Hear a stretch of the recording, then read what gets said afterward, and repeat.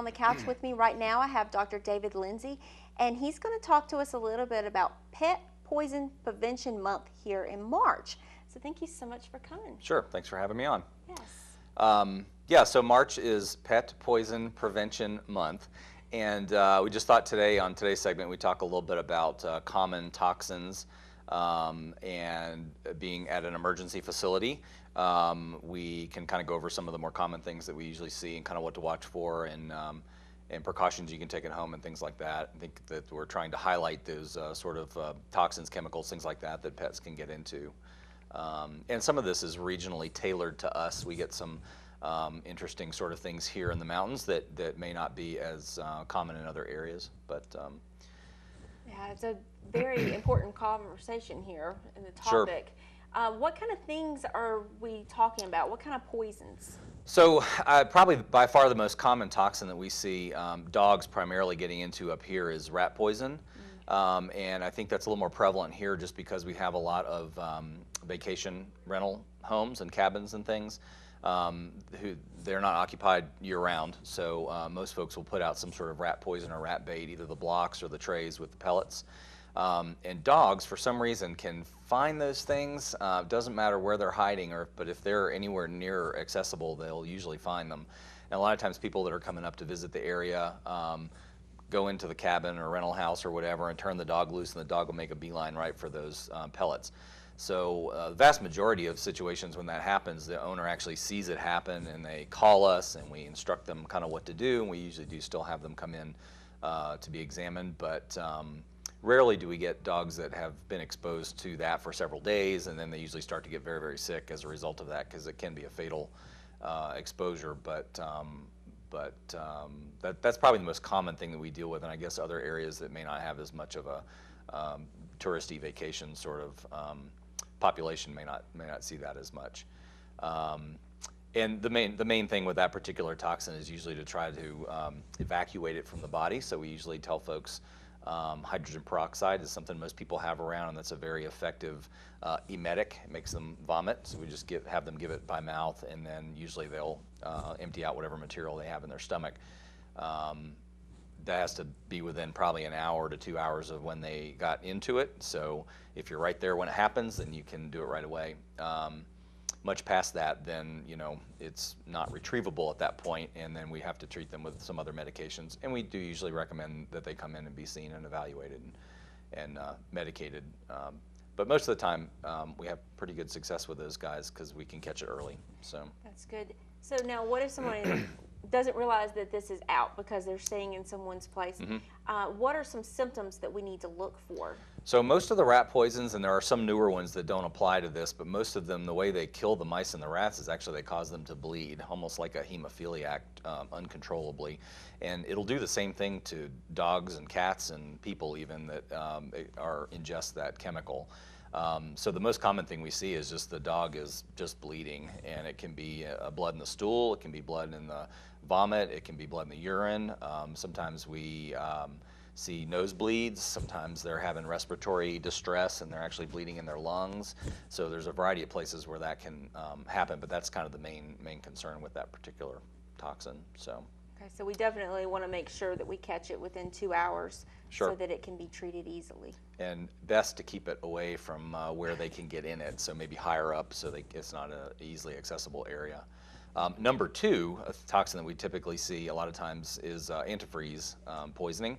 And that is usually it's a leaky vehicle or somebody in the fall, usually toward the end of the year when people are getting ready for wintertime, when they're flushing the radiators and adding antifreeze fluid and those kind of things. Typically tends to be when there are spills, or there may be a bucket that's open in a garage or something like that. A lot of times when we have an animal that we can diagnose as having gotten into antifreeze, it's a free roaming dog, and there may be a neighbor or across the street or someplace where there may be a mechanic or some sort of garage where they do automotive work, and so there's always easy access. And the thing about the antifreeze, most antifreeze, is that it has a sweet taste to it.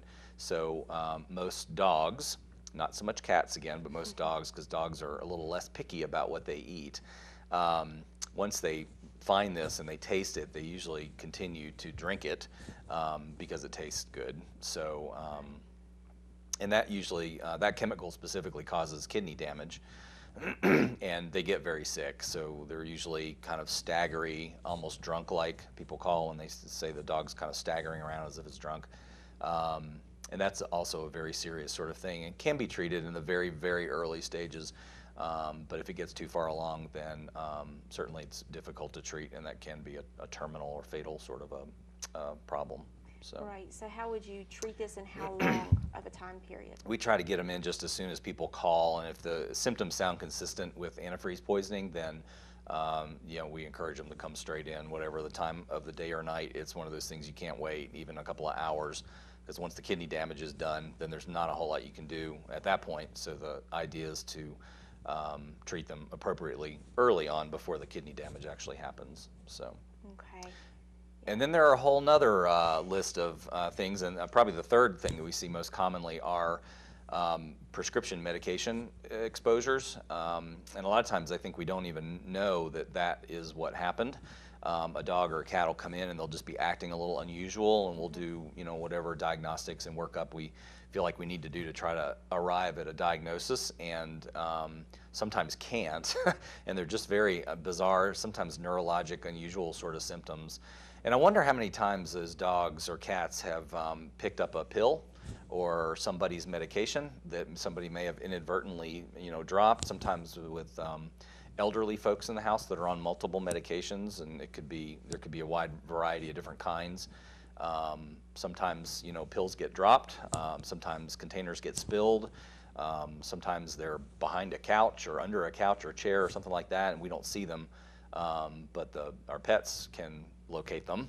And a pill for a full-grown adult person, if a small dog or a cat or somebody ingested that, then it would have very dramatic effects. And it can range anything from blood pressure medication to heart medication to you name it, whatever people might be on these days. Any of those things can cause some problems. So I think a lot of times when we have undiagnosed weird, odd symptoms and we can't diagnose this, I wonder how many of those times they just got into something that the owner, inadvertently dropped. But right. And they're so good at trying to find stuff too. They'll find it. Well, I know that my little dog found a runt, like the banana that one of my kids dropped, and was just chewing away on it. Yeah. So they can find anything. Yeah. How about cleaners and things like that? Yeah, things like, every once in a while we get people call and they'll say, my dog just drank some bleach. And I don't know what would possess any animal to drink bleach, but dogs will ingest any number of things. So any of those things usually cause GI problems, stomach upset, and sometimes some mouth irritation. So typically you'll usually get salivating or vomiting, and that'll be kind of the first thing. Plants are another thing that are fairly common for particularly cats to kind of get into that are inside. Ornamental plants and shrubs outside, and things that people may have inside for decorative plants and things. Again, most of the time aren't poisonous, but they will cause some mouth irritation, stomach irritation, salivating, nausea, things like that. Yeah, and I probably was one of those people that called last week about my dog getting some stuff out of the toilet because I had forgotten to wipe it out. Oh, yeah. And it had been flushed, but it hadn't been wiped. Yep. So maybe that's what was causing my dog to get upset. Did on you the just think of that now? I did. Yeah. So that's possible. And it's kind of the general recommendation would be just to make sure that most of those things are kind of kept up or in cabinets or put away just where they don't have access to them. Right. Because you never know, especially with puppies. They will chew on just about anything, and they don't really know the difference at that point since they don't have that life experience.